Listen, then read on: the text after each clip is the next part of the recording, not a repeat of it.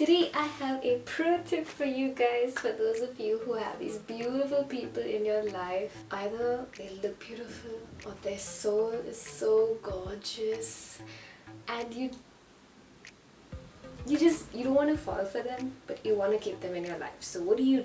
I've tried and tested something which is working quite well, and I want to share that with you. It is kind of stemming off from my previous videos on emotional boundaries. I kind of did mention it there, and it's to do with our eyes. What we keep looking at, what our eyes fixes itself upon, is something that tends to take more priority in our life. So the tip is, if you like someone, you sense yourself slowly falling deeper and deeper and deeper in, then what you need to do to kind of separate yourself from that is not fix yourself so much on that person. So how this looks is, we're having a conversation, if you're just like that's like one of the first signs that you are falling for this person. Don't ogle at them, okay? It could also be like when they are worshipping in church or they are praying and you're just like, oh my, how sweet he looks when he's doing that.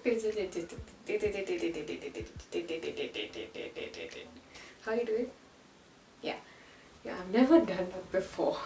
Okay, another way it can look like is you're constantly looking at their photos on Instagram, or you're checking their profile picture constantly, seeing them in different angles, trying to get as much as you can of this person.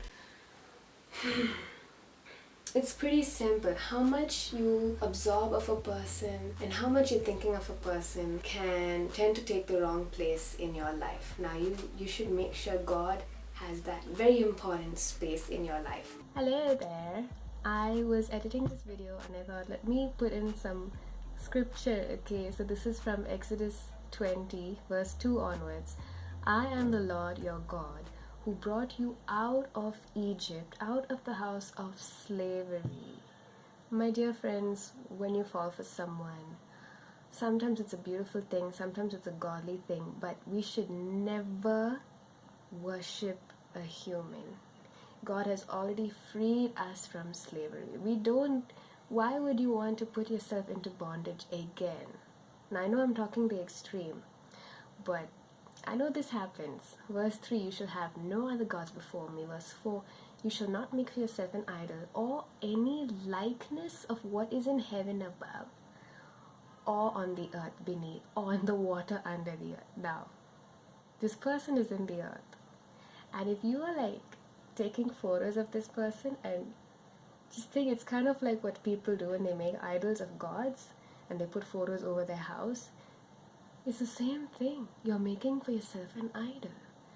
Why would you do that? Just worship God. God is the only being worthy of our worship.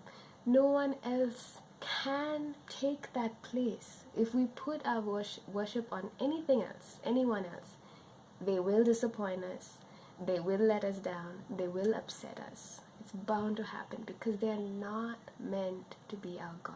They are not God.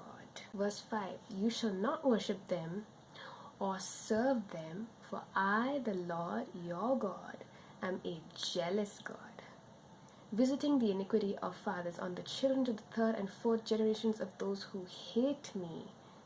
This is some Old Testament stuff, but showing loving kindness to thousands, to those who love me and keep my commandments. Now I said Old Testament because the way God works with sin has changed after the coming of Jesus. In the second covenant, because of Jesus, we can just believe in Jesus and God writes off our sin. He writes off our parents' sin. It works differently. But now if we sin knowing what Jesus has done for us, knowing how much God has done for us, if we sin now and we worship a person or something else, it's much worse. It's much worse because he went out of his way.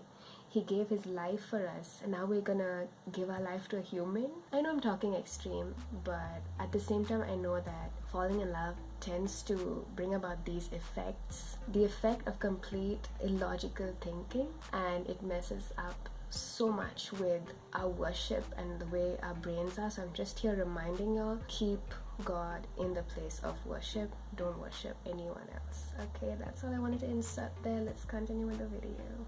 If you're thinking way too much of a person and you don't want to think of them like that, then the first thing you need to do is stop fixing yourself so much on this person. So that's my pro tip for you guys. If you have some more pro tips that you'd like to share, leave them in the comments below so everyone can benefit from it. My name is Vihan Damaris. I make videos like this to help us all be like Jesus more in this really corrupt world. So if you would like more content like this, subscribe to this channel, like this video if you did, and share it with someone you think it might help. I'll see you in the next video. Until then, and always strive to be like Jesus.